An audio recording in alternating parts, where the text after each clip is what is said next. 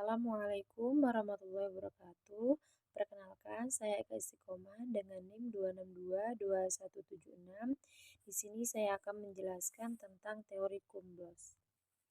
Jadi, teori Krumbles ini dikembangkan atau dikemukakan oleh Johann de Krumbles pada tahun 970-an, yang mana beliau ini merupakan ahli konseling atau ahli psikolog. Baik, di sini saya akan menjelaskan tentang faktor-faktor yang mempengaruhi proses pengembangan karir dalam teori Krumbles. Adapun faktor-faktor dalam pemilihan atau proses pengembangan Krumbles ini dibagi menjadi 4. Yang pertama yaitu faktor genetik. Nah, faktor genetik yaitu memiliki peran dalam menentukan minat, bakat, dan kepribadian individu yang memiliki pengaruh besar dalam pemilihan karir seseorang. Yang kedua yaitu lingkungan sosial, yang mana lingkungan sosial itu seorang individu mendapatkan role model dalam lingkungan mereka.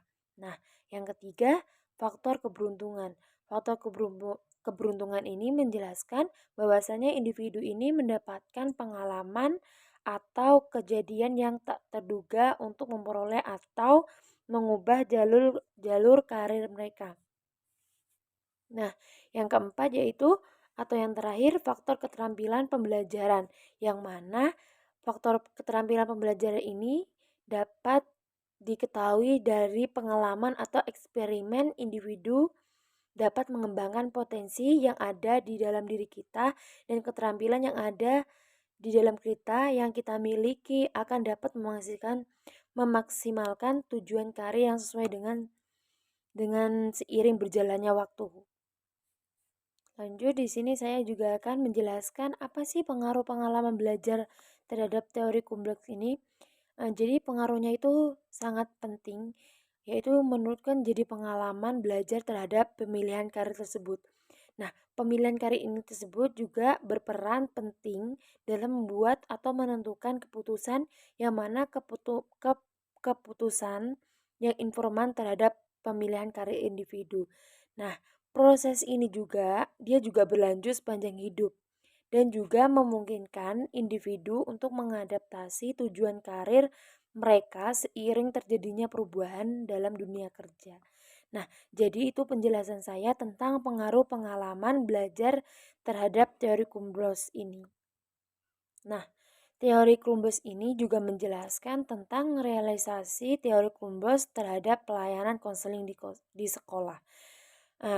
Ada berbagai macam cara untuk merealisasikan teori Krumbles ini di sekolah dengan melakukan pendekatan yang lebih holistik dan dinamis dalam membantu siswa untuk memilih karir mereka.